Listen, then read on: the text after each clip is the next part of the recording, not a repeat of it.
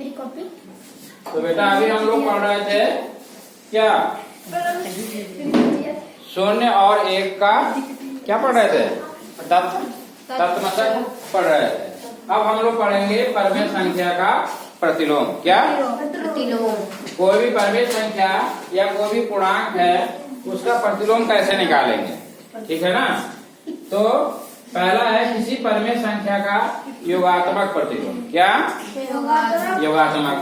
इसमें क्या करते हैं, प्रत्येक पूर्णांक के लिए एक ऐसा पूर्णांक होता है जिसे दिए गए पूर्णांक में जोड़ने पर योगफल क्या हो जाता है, शून्य हो जाता है।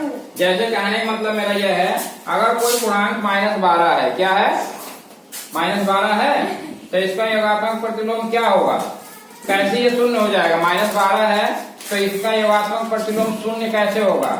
परिभाषा में क्या कह रहा है कि योगात्मक जो प्रतिलोम होता है वो शून्य होता है, यानी कि दोनों को अगर हम जोड़ दें तो क्या हो जाए, योगात्मक प्रतिलोम शून्य। तो यहाँ पर आपका -12 दिया है तो इसमें हम क्या जोड़ें कि ये शून्य हो जाए। जैसे -12 दिया है तो इसमें हम क्या जोड़ें तो शून्य होगा। इसमें +12 जोड़ेंगे, एक माइनस का एक प्लस का क्या हो जाएगा। अरे 5 रुपया तुमको दिया फिर 5 रुपया ले लिया तो क्या हो गया, शून्य हो गया। अगर कोई पूर्णांक माइनस में दिया है तो उसका योगात्मक प्रतिलोम प्लस में होगा। किसमें होगा, प्लस में। तो ये आपका योगात्मक प्रतिलोम -12 का +12 होगा, ठीक है। इन दोनों का अगर हम जोड़ेंगे यहाँ पर -12 और +12 तो क्या आ गया, शून्य। वही तो कह रहा है परिभाषा में, देखो क्या कह रहा है, जिसे दिए गए पूर्णांक में जोड़ने पर योगफल क्या होता है, शून्य होता है। -12 हमारा था तो इसका क्या होगा, +12 क्या आएगा। इसी तरीके से कोई परमेय संख्या P/Q है तो योगात्मक प्रतिलोम क्या होगा, अगर ये प्लस में है तो योगात्मक प्रतिलोम सेम उसका माइनस में होगा। तो योगात्मक प्रतिलोम यहाँ पे क्या हो जाएगा, -P/Q। जैसे अगर कोई एक परमेय संख्या दे रखा है 5/4, क्या दे रखा है, तो इसका योगात्मक प्रतिलोम क्या हो जाएगा, -5/4। देखो यहाँ पर परमेय संख्या P/Q है तो योगात्मक प्रतिलोम क्या हो गया, -P/Q।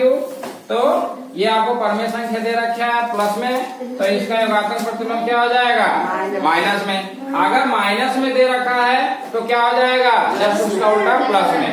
अगर इन दोनों का अगर हम जोड़ें +5/4 और -5/4 तो क्या होगा, दोनों कट जाएंगे। क्या आ गया आपका, 0। क्या आ गया, 0। यही तो ये कह रहा है कि जिसे दिए गए पूर्णांक में जोड़ने पर योगफल क्या हो जाए, शून्य हो जाए। मतलब जो भी आपको पूर्णांक या परमेय संख्या दिया हुआ है तो सेम उसी के विपरीत में हम उसको क्या कर दें, जोड़ दें। यही चीज आपको यहाँ पर लास्ट में बोला है, परमेय संख्या का योगात्मक प्रतिलोम को परमेय संख्या का ऋणात्मक या विपरीत भी कहते हैं। अगर आपको कोई क्वेश्चन में दे दिया -6/7, क्या -6/7, अब पूछे इसका योगात्मक प्रतिलोम क्या है, क्या है बताओ।